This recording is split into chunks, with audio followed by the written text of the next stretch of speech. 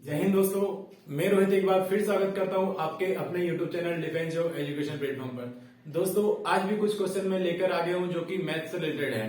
तो इन क्वेश्चन को देखकर आपको थोड़ा अंदाजा लगेगा कि किस लेवल के क्वेश्चन पूछे जा रहे हैं अभी तक। ठीक है, तो बिना किसी देरी के चलिए वीडियो को शुरू करते हैं। देखो सबसे पहला क्वेश्चन, देखो पहला क्वेश्चन मैंने लिख दिया यहाँ पे, क्या दिया हुआ है, ए का 20% बी के 30% के बराबर है। तो पूछा गया है बी और ए का अनुपात पूछा है। देखो कितना सिंपल क्वेश्चन पूछा गया है, कुछ नहीं करना है इसको। ए का 20% मतलब 100 से डिवाइड, ठीक है ना। उसके बाद बी का 30% 100 से डिवाइड, ठीक है ना। परसेंट की वैल्यू क्या होती है, परसेंट को हटाते तो परसेंट की वैल्यू होती है 1/100। देखो परसेंट की वैल्यू होती है 1/100, ये आपको पता होगा, ठीक है ना। ये मैंने अपने पहले वीडियो में भी बताया था, जो परसेंटेज का वीडियो था, ठीक है। तो 100 से 100 इसको कट जाएगा, क्या हो जाएगा, ए अनुपात बी यहां से अपन लेंगे तो बी इधर आएगा और 20 उधर चला जाएगा, तो कितना आ जाएगा 30/20। अब इसको सॉल्व करेंगे तो 10 से 10 कैंसिल हो जाएगा, तो ए की वैल्यू 3 और बी की वैल्यू 2, ठीक है ना। ए बराबर 3 और बी बराबर 2, ठीक है। तो आप पूछा क्या इसमें, बी अनुपात बी और ए का अनुपात पूछा है, तो बी की वैल्यू कितनी होगी, बी की वैल्यू 2 अनुपात ए की वैल्यू 3। तो मतलब ये जो अनुपात हो गया 2:3, ठीक है ना। 2:3 हो जाएगा इसका आंसर। देखो ये क्वेश्चन में आपको जो पूछा गया था बी और ए का अनुपात पूछा गया था। ये देखो ऑप्शन में 3:2 भी होगा, बट आपको करना क्या है 2:1, क्योंकि क्वेश्चन में पूछा गया था। ऑप्शन कंफ्यूज करने के लिए आपको दिया जाएगा और दिया होगा यहाँ इस पर, ठीक है। तो राइट आंसर इसका क्या रहेगा, बी/ए का 2:3, ठीक है। चलिए बढ़ते हैं नेक्स्ट क्वेश्चन पर। देखो क्वेश्चन एकदम सिंपल से पूछे जा रहे हैं, जितने मैंने क्वेश्चन यहाँ पे मैं बताऊंगा आपको, लेकिन कितना सिंपल रहेगा। और ये क्वेश्चन एग्जैक्ट, देखो इसमें जो डेटा थोड़ा मिसमैच हो सकता है, बट क्वेश्चन इसी टाइप से पूछे जा रहे हैं, ठीक है ना। ये थोड़ा ध्यान रखिएगा। सेकंड क्वेश्चन की बात करें अपन, सेकंड क्वेश्चन में क्या दिया है, 14,200 की वस्तु, 14,000, ये डेटा भी सेम है, ठीक है ना। इसमें डेटा में कोई गड़बड़ी नहीं है, सेम टू सेम यही पूछा गया था। 14,200 की कोई वस्तु 11,400 में बेची गई, तो उस वस्तु पर कितने परसेंट की छूट दी गई। तो छूट बताना है, कितने परसेंट की छूट दी गई, ये अपन को बताना है, ठीक है ना। देखो सिंपल सा क्वेश्चन है। देखो छूट किस पर दी जाती है, छूट दी जाती है अंकित मूल्य पर। तो अपन को ये जो दिया हुआ है वो अंकित मूल्य दिया हुआ है, तो अपन लिख लेंगे अंकित मूल्य। मार्क प्राइस पे छूट दी जाती है, ठीक है ना। अंकित मूल्य कितना है, 14,200। अपन को क्या दिया, बेची हुई है, तो विक्रय मूल्य दिया कितना, विक्रय मूल्य दिया हुआ है 11,400, ठीक है ना। छूट अपन को निकाल ली है, छूट परसेंट फाइंड करना है। देखो अब क्या करना है, ये 14,200 कोई वस्तु 11,400 में बेची गई, मतलब ये अंकित मूल्य, ये और ये विक्रय मूल्य।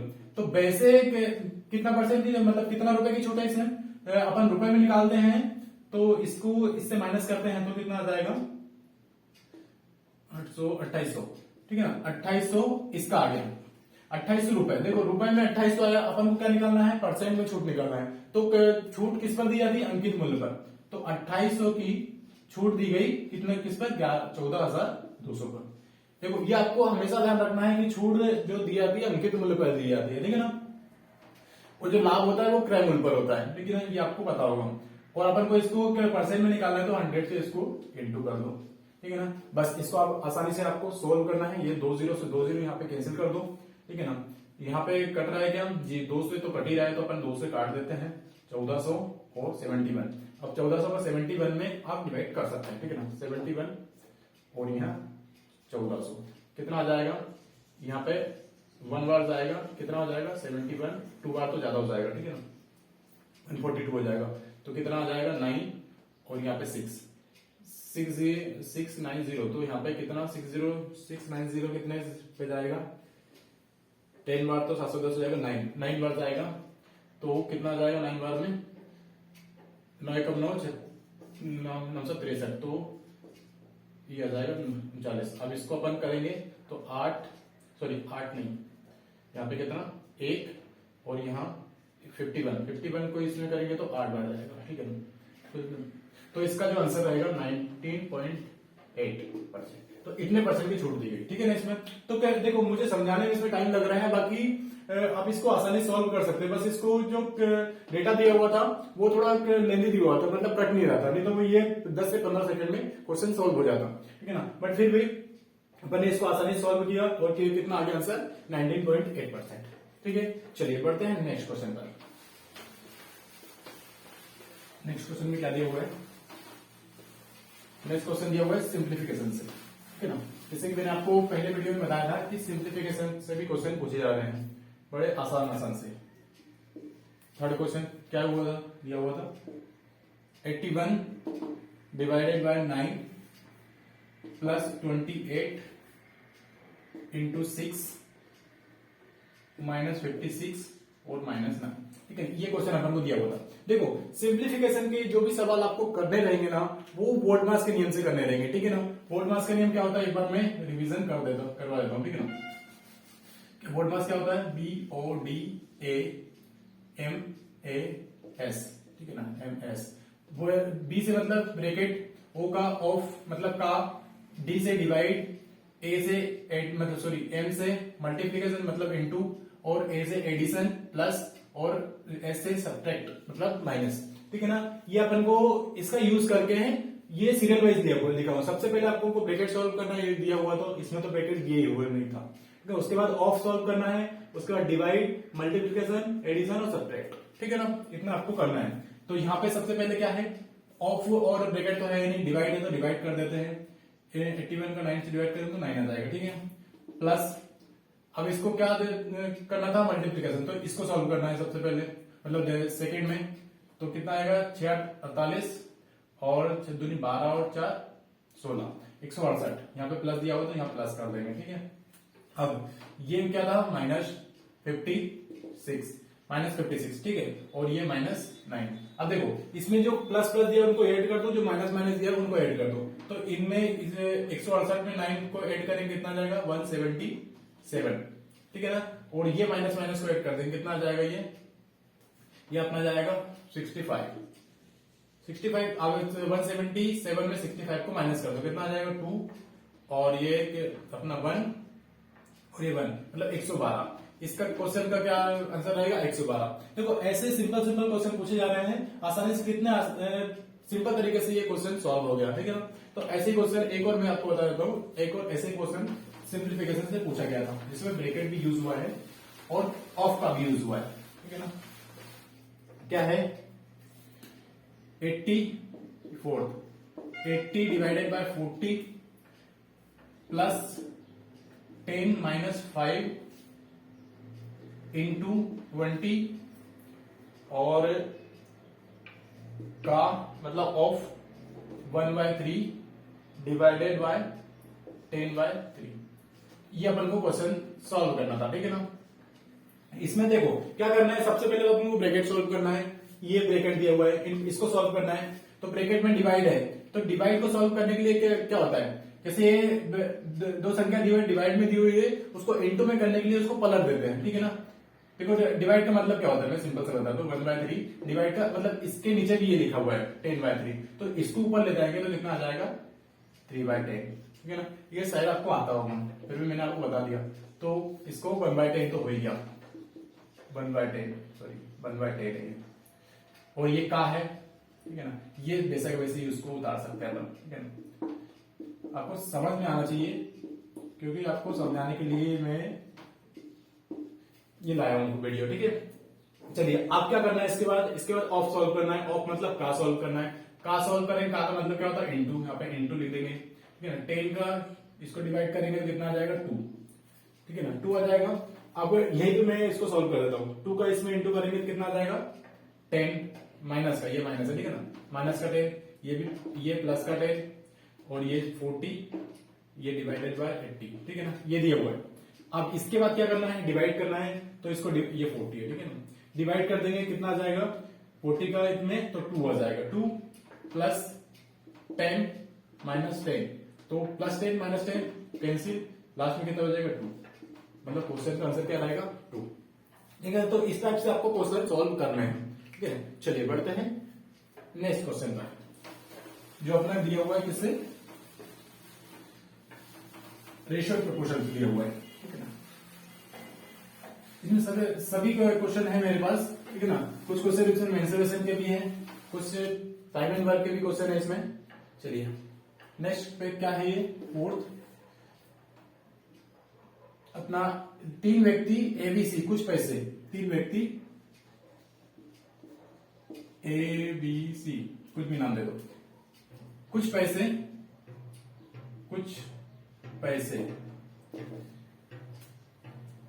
4:5:6 के अनुपात में इन्वेस्ट करते हैं। ठीक है ना, कोई बिजनेस स्टार्ट करते हैं, इनके अनुपात में उन्होंने पैसे मिला हुए तथा अंत में उनका लाभ 30,000, अंत में उनका लाभ 30,000 रुपए होता है। तो इसमें क्या बताना है, बी का लाभ कितना है, तो बताओ बी का लाभ कितना है। देखो शायद आपको दिख नहीं रहा होगा, पेन चेंज कर देता हूं मैं ना। बी का लाभ कितना है, अब देखो इसको सॉल्व करने के लिए क्या है, अब उसमें उन्होंने पैसे इस रेशियो में इन्वेस्ट किए, तो जो प्रॉफिट भी होगा इसी रेशियो में होगा। ठीक है ना, तो तीनों को अपन ऐड कर लेंगे। सबसे पहले तो अपन तीनों को ऐड करेंगे, कितना आ जाएगा 4, 9 और 6, कितना आ जाएगा 15 एक्स। अपन एक्स मान लेंगे इसको, और एक की वैल्यू निकाल के उसका इंटू जो भी पूछा उसमें कर देंगे, तो अपने कॉन्सेप्ट का आंसर आ जाएगा 15x। और कितना लाभ हो उनका 30,000 लाभ है। एक्स की वैल्यू कितनी हो जाएगी, डायरेक्टली अपन 2,000। ठीक है ना, एक्स की वैल्यू 2,000 है। अब देखो एक्स की वैल्यू 2,000 है, अपन को जो भी पूछा हुआ है उसमें इंटू करके आप उसका निकाल सकते हैं। ठीक है ना, मान के चलो कि जो एक्स था और एक्स की वैल्यू 2,000 है, तो पूछा क्या है बी का पूछा है, तो बी मतलब 5 पार्ट है उसका, तो एक्स इंटू 5 बराबर कितना हो जाएगा 2,000 इंटू 5 बराबर 10,000। ठीक है ना, मतलब 10,000 जो बी का परसेंट रहेगा उसमें, मतलब जो 10,000 है ना वो बी के मतलब उसका प्रॉफिट रहेगा बी का। ठीक है ना, ऐसे ही आपको यदि ए का निकालना है तो 4 से इंटू, और सी का निकालना है तो 6 से इंटू अपन कर सकते हैं। ठीक है, चलिए बढ़ते हैं नेक्स्ट क्वेश्चन पर। नेक्स्ट क्वेश्चन जो कि है मेंसुरेशन से। देखो मेंसुरेशन से कितना आसान सा सवाल पूछा गया था, बस आपको फॉर्मूले याद होना चाहिए था, क्वेश्चन हो जाता। क्या बोला गया था, समबाहु त्रिभुज का परिमाप, समबाहु त्रिभुज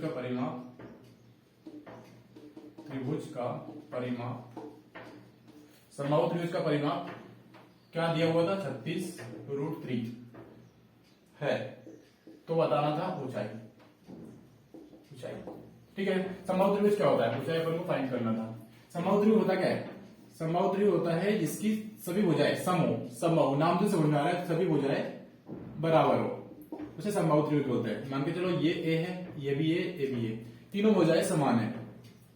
तो परिमाप क्या होता है, सबसे पहले तो आपको परिमाप का फॉर्मूला याद होना चाहिए। परिमाप क्या होता है, कोई भी अपन को भुजा दी हुई है, मान के चलो कोई भी चित्र दिया हुआ है, उनकी सभी अपन भुजाओं को मिला दें और उनका ऐड कर दें, तो वो परिमाप होता है। ठीक है ना, मतलब इसमें ये एक और ये तीनों एक अपन जोड़ देंगे तो मतलब 3 है, ये क्या होता है वो इसका परिमाप। ठीक है ना, किसी भी अपन वस्तु लेते हैं, उनका चारों सरफेस मतलब सभी तरफ का अपन उसको एडिशन कर देते हैं ना, वही उसका परिमाप होता है। ठीक है ना, चलो परि मतलब क्या होता है चारों, और माप मतलब मापना, मतलब चारों तरफ का माप होता है परिमाप। ठीक है, सिंपल सा क्वेश्चन आंसर ये। चलिए आप क्या दिया हुआ है, परिमाप तो अपन को कितना 3 निकल गया, और क्वेश्चन के अकॉर्डिंग परिमाप दिया हुआ है कितना 36√3। ठीक है ना, ये दिया हुआ है, अपन से यहां से ए की वैल्यू निकाल सकते हैं 36√3/3। तो ये 3 से 36 को कैंसिल करेंगे, कितना जाएगा 12√3। ठीक है, 12√3 आ गया ए की वैल्यू। आप उनको ऊंचाई फाइंड करनी है, एच फाइंड करनी है, तो एच का फार्मूला भी आपको याद होना चाहिए। क्या होता है, √3/2 इंटू ए, ये अपन का ऊंचाई का फार्मूला होता है। ठीक है ना, देखो यहाँ पे मैं आपको फार्मूला समझाऊंगा कि कैसे फार्मूला आया तो और ज्यादा टाइम हो जाएगा, ठीक है ना। मैं अपने मेंसुरेशन के चैप्टर में इसे और डिटेल्स से समझा दूंगा, ठीक है ना। अभी आप इनको फार्मूला को याद रखिए। चलिए क्या हो जाएगा, ए की वैल्यू अपन यहाँ पे पुट कर देंगे। क्या है ए की वैल्यू, सॉरी यहाँ पे ए नहीं है 2 है, ठीक है ना, बार बार ए दिखा रहा है। यहाँ पे ए की वैल्यू पुट करेंगे, कितना आ जाएगा 12√3। अब इसको यहाँ पे से कैंसिल कर देंगे, कितना आ जाएगा, देखो √3 यहाँ पे बचा है, यहाँ भी √3 इंटू में है, इंटू होगा तो √3 से √3 इंटू होगा क्या होगा, √3 हट जाएगा, मतलब रूट हट जाएगा तो 6 इंटू 3 हो जाएगा। तो इसका अपन इंटू करेंगे तो कितना आ जाएगा 80। आप जो सेंटीमीटर में दिया होगा सेंटीमीटर लिख देना, बाकी जो भी दिया होगा उसमें लिख देना। तो 18 जो रहेगा अपने क्वेश्चन का राइट आंसर रहेगा, जो कि एच है इसकी, ये वाली, इसका मान 18 है। जो भी सेंटीमीटर दिया है सेंटीमीटर में लिख सकता है, ठीक है। तो इस टाइप से क्वेश्चन इनको सॉल्व करना है। चलिए बढ़ते हैं नेक्स्ट टाइप के क्वेश्चन पर, जो कि किससे है,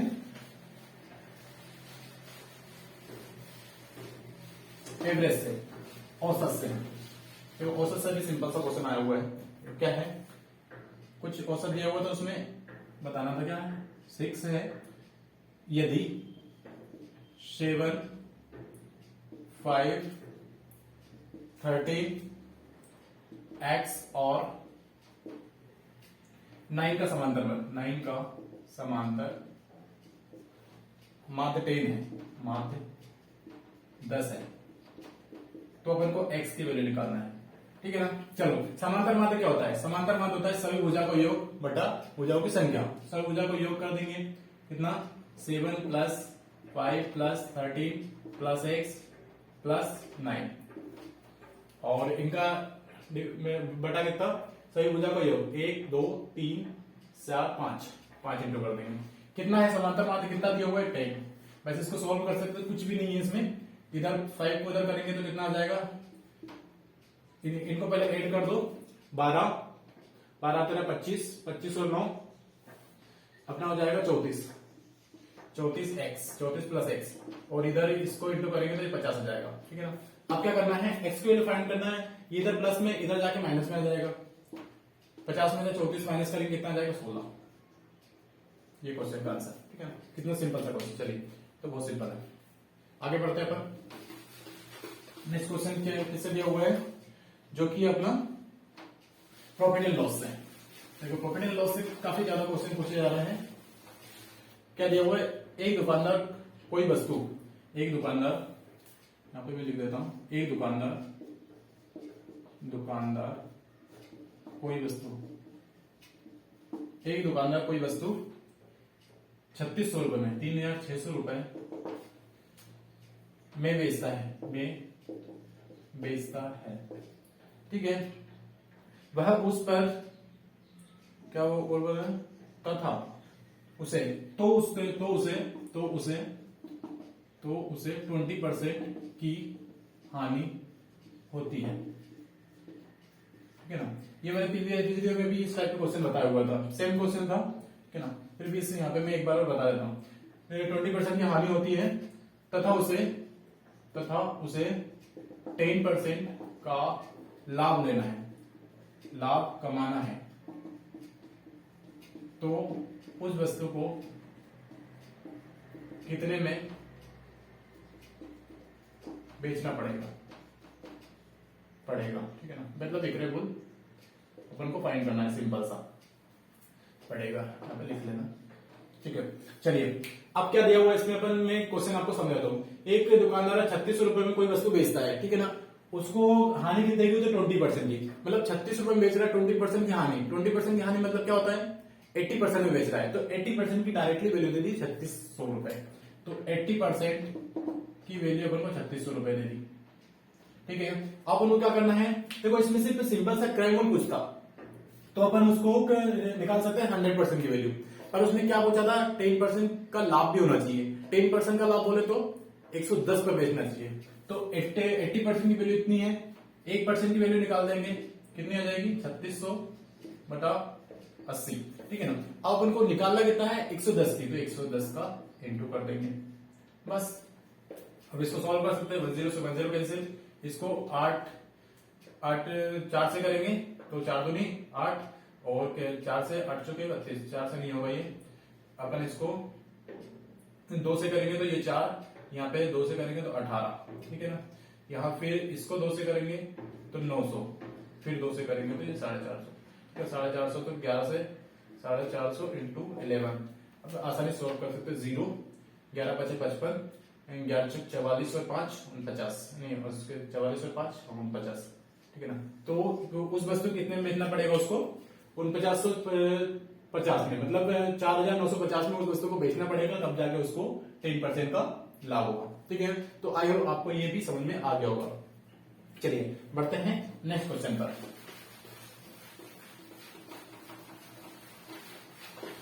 नेक्स्ट क्वेश्चन क्या दिया हुआ है?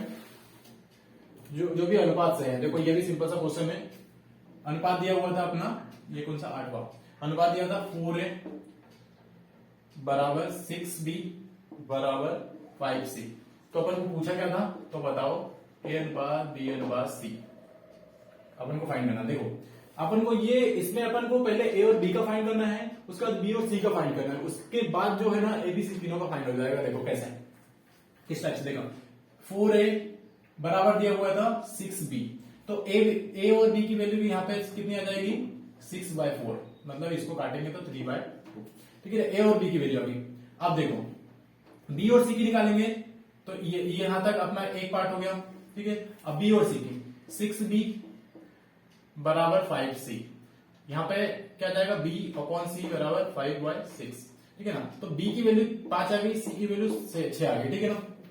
अब इसमें अपन क्या करना था, देखो यहाँ पे b की वैल्यू 2 है, यहाँ की b की वैल्यू 5 है, तो अपन जो b की वैल्यू उसको समान करना है। किस प्रकार से लिखना, a अनुपात b अनुपात c, ये अपन फाइंड करना है। a अनुपात b कितना है, a अनुपात b अपना 3/2, ठीक है ना। उसके बाद b अनुपात c कितना है, तो b अनुपात c, b यहाँ पे बराबर करना है, तो यहाँ पे लिख देंगे b का मान, और c 6 है, ठीक है। अब देखो इनको बराबर करना है, इनको बराबर करना है तो क्या करना पड़ेगा, यहां से अपन को 2 से इंटू कर दो, यहां से अपना 5 से इंटू कर दो, यहां से 5 से, यहां से 2 से, बट ठीक है।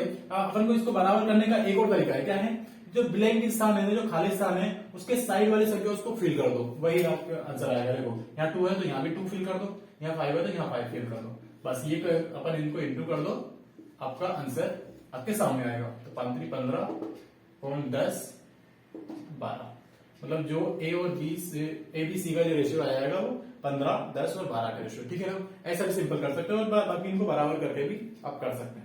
चलिए ये सबसे सिंपल रहेगा, और ये इससे कभी गलती होने के चांसेस नहीं है, ठीक है ना। जो भी संख्या रहती है साइड में उसको फिल कर दो, जैसे 2 है यहाँ पे 2 कर दो, यहाँ 5 है यहाँ पे 5 कर दो, ठीक है ना, बस उसको सॉल्व कर दो। चलिए ये भी आपको समझ में आ गया होगा। बढ़ते हैं नेक्स्ट क्वेश्चन पर।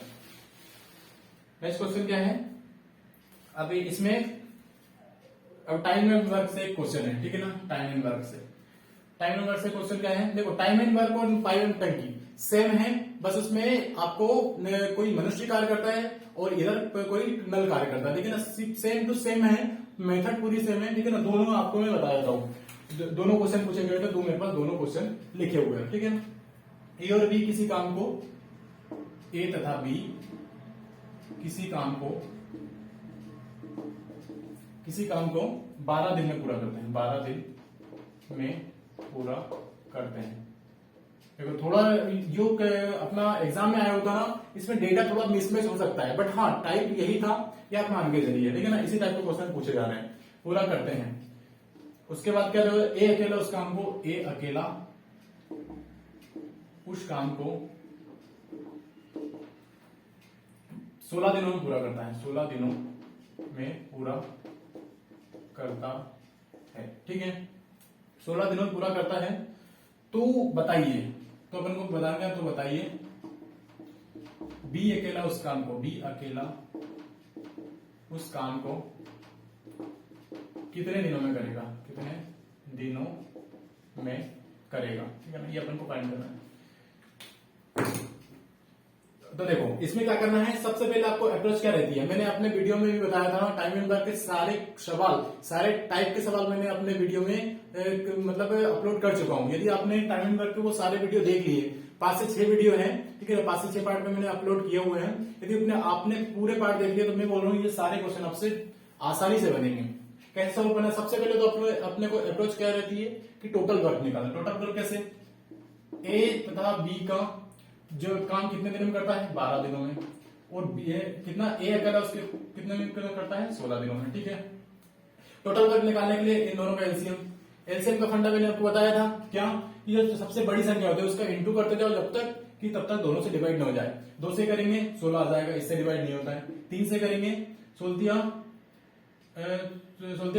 48 होता है, तो 16 48 ये हो गया। ठीक है ना, तो 48 इससे भी जा रहा है, इससे भी जा रहा है, इसका आंसर 48 अपना टोटल वर्क हो गया। अब क्या करना है? अब ए और बी का एक दिन का काम निकालना है। एक दिन का काम निकालने के लिए 12 से इसको डिवाइड कर दो। ठीक है ना, मतलब 48 में 12 का डिवाइड कर दो, कितना आ गया? 4। अब इसका इसमें करेंगे तो 3। ठीक है ना, मतलब ए और बी का एक दिन का काम कितना हो गया? 4। और ए एक दिन में कितना काम करता है? 3। ठीक है ना, ए एक दिन में 3 काम करता है, ए और बी एक दिन में 4 काम करते हैं। तो बी कितने दिन में करेगा? बी एक दिन में कितना करेगा? 1। सिंपल सी बात है, दोनों को घटा दो इसमें से। बी एक दिन में 1 काम करता है, टोटल वर्क कितना है? 48 है ना। बी एक दिन में 1 करता है, तो पूरा काम कितने दिन में करेगा? 48। सिंपल है। ठीक है ना, 48 डेज में बी काम करेगा पूरा। ठीक है, चलिए आगे बढ़ते हैं। इसी टाइप का एक क्वेश्चन है जो कि है नल टंकी से। ठीक है ना, उसको भी ऐसे ही करना है जैसे कि मैंने आपको बताया था। ठीक है ना, सेम रहेगा ये भी, और उसमें अपन को नल को काम कराना है। ठीक है, चलिए ये अपना लास्ट क्वेश्चन रहेगा। क्या है? एक्स और वाई, ये अपना 10वां। एक्स और वाई नल, एक्स और वाई नल किसी टंकी को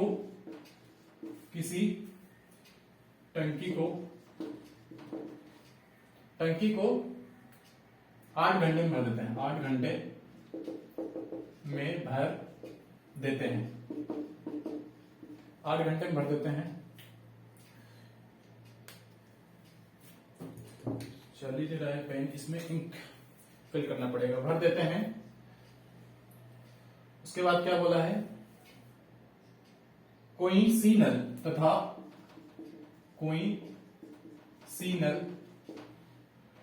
उसी टंकी को